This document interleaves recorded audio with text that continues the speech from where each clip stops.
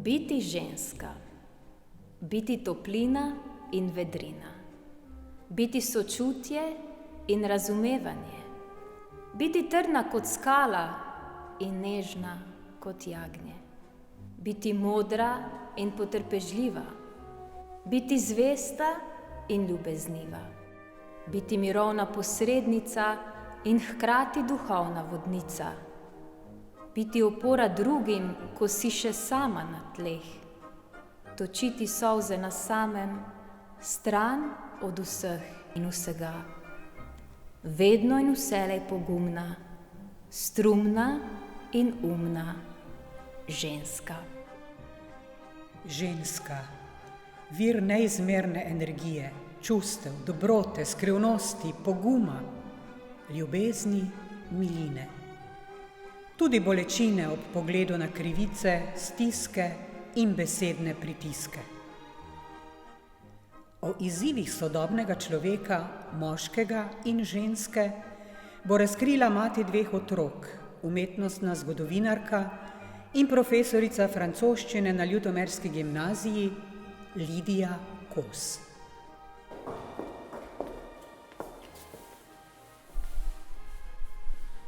Draga Lidija, ko poslušam francosko govorico, nekako pomislim na dve nasprotujoči si stvari. Na eni strani strast in pogum, na drugi strani pa milina, spevnost jezika, toplina, mirnost. Kaj pa je tebe pripeljalo do tega, da si šla študirati francoski jezik? Rada imam vse, kar je lepo in kar lepo zveni. Francoščina je nedvomno eden najlepše zvenečih jezikov na svetu. Je tudi jezik ljubezni, umetnosti in diplomacije. In vse to so lastnosti, vrednote, ki so meni zelo blizu. Doma smo bili 3 otroci. In starša sta nas vzgajala v duhu ekumenizma. Oče je vselej govoril: otroci, bodite mostovi med ljudmi. Gradite, ne razdirajte. Povezujte narode in kulture. In zdi se mi, da sem z izborom francoščine lahko potem to sporočilo, ki sem ga ponotranila kot svoje poslanstvo, zares lahko začela živeti. Kakšna si do svojih dijakov kot profesorica in kot ženska? Predvsem jih imam zelo rada, jih spoštujem, od njih se zelo veliko učim. Vsako leto se mi zdi, da dobim neko svojo novo lekcijo, tako da jih z veseljem poučujem in želim jim predati to, kar je v meni, ta optimizem, pozitivno stališče do življenja, da bodo ljudje, ki bodo radi pomagali, ki bodo naredili nekaj dobrega za skupnost, in ki bodo seveda uživali v pogovarjanju z jeziki, z različnimi. Kje si ti, svet moj? Le kam si zataval? Okrog mene krivice, prevare, laži. Nočem več biti, kjer mesto mi ni. Zadihati hočem, duši me, ne zmorem. Tu se ne znajdem, tu nisem doma. Odleteti želim si stran od tega. Moj svet je ljubezen, iskrenost, sočutje. Moj svet je milina in varno počutje. Jaz dihati hočem, srce mi kriči, po tebi ti, svet moj, tako hrepeni. Odkot pa ideja, da izdaš svoje razmišljanja in svoje pesmi v knjižni obliki? Razlogov za to je več. Pisanje je del mene. Že kot deklica sem rada pisala. ko mi je bilo hudo ali tudi zelo lepo, sem pisala dnevnik. Nekaj časa nazaj sem se znašla v zahtevni življenjski preizkušnji in tako je pisanje prišlo kar samo po sebi kot vir moje utehe.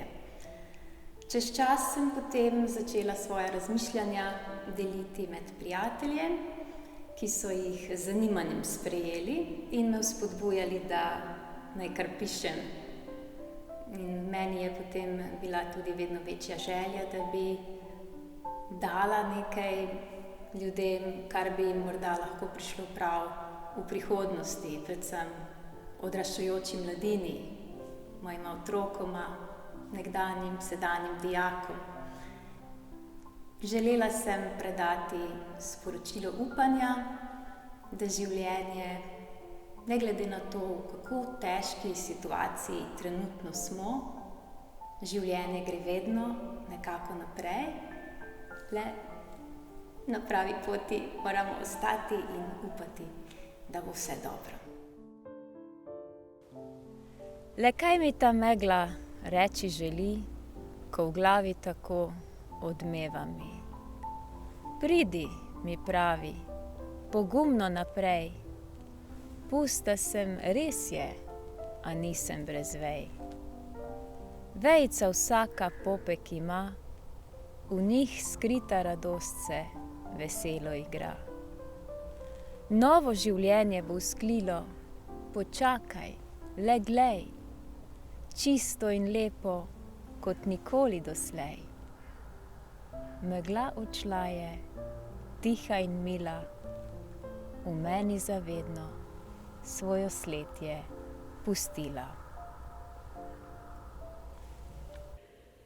Zakaj oziroma v čem sta po tvojem mišljenju moški in ženska skrivnostni osebi? Mislim, da smo si moški in ženske različni z razlogom, namreč da bi se v življenju dopolnjevali. Skupno pa nam je to, da želimo biti videni, slišani in ljubljeni. Drugače pa mislim, da smo tako eni kot drugi zelo skrivnostna bitja. Nismo samo bitja razuma in čustev, ampak imamo neponovljivo, edinstveno dušo. Vsak od nas.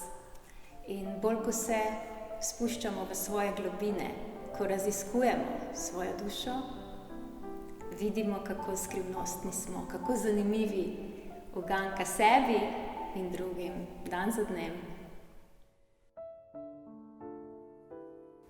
Na kakšen način se lahko po tvoje sodobni človek osvobodi? Mislim, da predvsem tako, da se nauči odpuščati. Kajti kuhanje zamer nas ne vodi nikamor, le poglobi zlo. Tako da, ko se naučimo sprejemati drug drugega takšne, kot smo, z vsemi našimi slabostmi, napakami, kajti vsi jih imamo, nihče ni popoln, in ko to dojamemo, potem nam je lažje, torej z odpuščanjem. Po drugi strani pa, da se osvobodimo od materialnega. Mislim, da je sodobni človek zelo navezan na materialne stvari, kar nas pa vodi do pohlepa. Še in še več in nikoli zadovoljen. In ko se tega osvobodiš, takrat šele okovi padejo. In tretje, enostavno predati se, zaupati Gospodu, zaupati v dobro, kajti na koncu vselej dobro premaga zlo.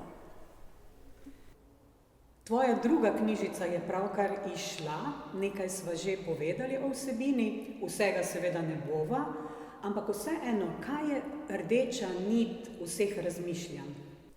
Iskanje izgubljenega raja in vprašanje, ali se v ta raj lahko vrnemo že tukaj na zemlji.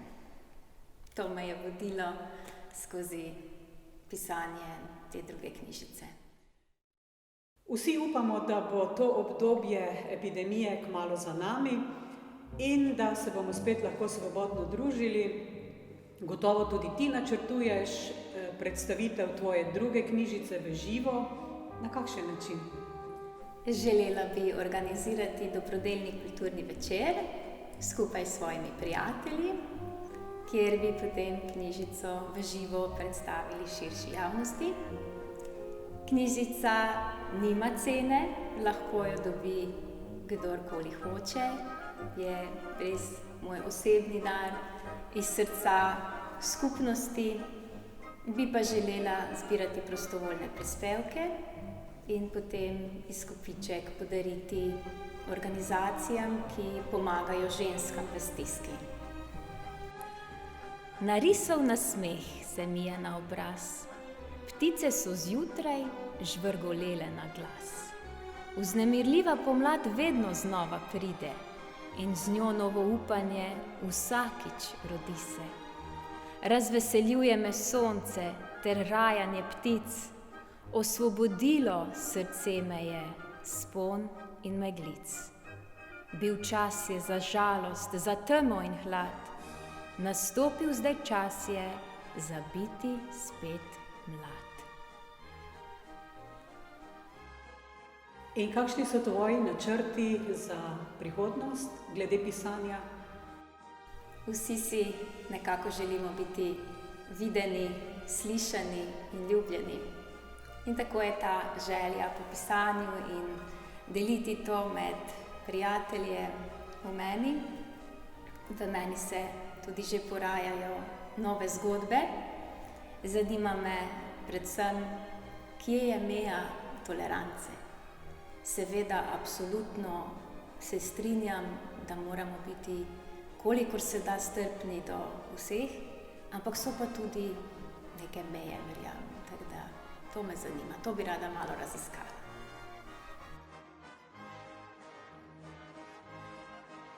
Hvala, draga Lidija, da si z vsemi nami delila svoja razmišljanja, svoje preizkušnje.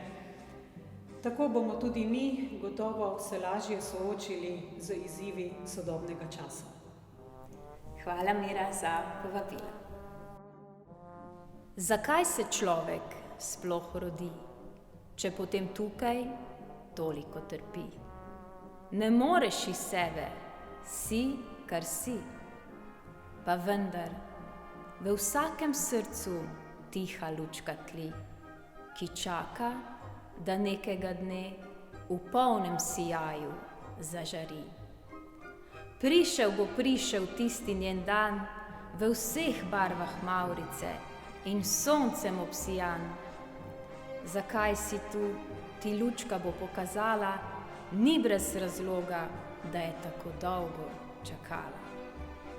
A takrat pa človek, le pazi in glej, da lučka ta tvoja sijala svobodno bo, brez greha in mej.